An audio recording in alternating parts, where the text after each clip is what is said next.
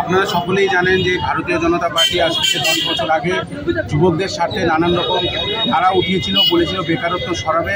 কিন্তু আমরা দেখেছি যে এই রাজ্যে যখন ভারতীয় জনতা পার্টি স্থাপিত হলো, তারপরে থেকেই ভারতীয় জনতা পার্টি এই ভোট এবং এই স্বপ্ন যে জুমলা তা বারবার আমাদেরকে বুঝিয়েছে। যুবকরা রাস্তায় আসতে প্রতিবাদ করছে।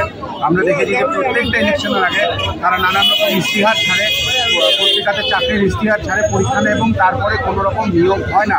আমরা দেখেছি তারা নিয়োগ পদ্ধতিতে নানান রকম দুর্নীতি। এখানে আপনাদের সম্মুখে বক্তব্য রাখবেন আমার প্রদেশ কংগ্রেস কমিটির যুব কংগ্রেস সদস্য, ময়দানে আছে কৈলাসহর জেলা কংগ্রেস কমিটির সাধারণ সম্পাদক। আপনারা দেখেছেন আমাদের 12টি অ্যাকাউন্ট ফ্রিজ করে দেওয়া হয়েছে। এই অসাম্প্রদায়িক এই কূটনীতিবাজ এই ধন্যবাদ সরকারকে আমরা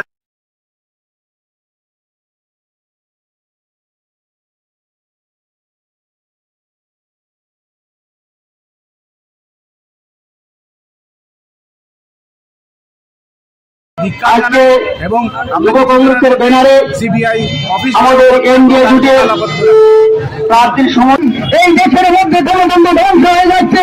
আজকে আমরা দেখেছি ভারতবর্ষের বিভিন্ন প্রান্তে এখানে ধর্মের নামে সুর দিয়ে মানুষ স্বাধীনভাবে চলাফেরা করতে পারছে না। মানুষ যদি হিজাব নিয়ে যায় তার বিরুদ্ধে একেবারে হচ্ছে, মানুষের ধর্মের উপর আঘাত দেওয়া হয়েছে, মানুষের মধ্যে ধর্মের সৃষ্টি করা হয়েছে। এই সরকারকে পতন করার জন্য প্রত্যেকটা ভারতবর্ষের নাগরিককে, এই অঞ্চলের নাগরিককে, প্রত্যেকটা ভাই বোনকে আমরা আহ্বান করবো আগামী দিন এনডিএ জোটের প্রার্থীকে জয়ী করার জন্য এবং এনডিএ জোটের প্রার্থীকে ভোট দেওয়ার জন্য। সবাইকে ধন্যবাদ জানিয়ে আমি আমার বক্তব্য শেষ করছি। জয় হিন্দ, বন্দে মাতরম, কংগ্রেস জিন্দাবাদ, বিরোধী জিন্দাবাদ। আমরা আজকে যুব কংগ্রেসের ব্যানারে জোট প্রার্থী ইন্ডিয়া জোট তার প্রার্থীর পক্ষে আমরা প্রচার শুরু করেছি। আমরা বিশ্বাস রাখি ত্রিপুরার রাজনৈতিক সচেতন মানুষ, ভোটাররা নির্বাচনে বিজেপিকে উপযুক্ত জবাব দেবে। এরা নির্বাচনী প্রতিশ্রুতি একটা রক্ষা করেনি। সারা ভারতবর্ষে একটা অনিশ্চয়তার মধ্যে চলছে।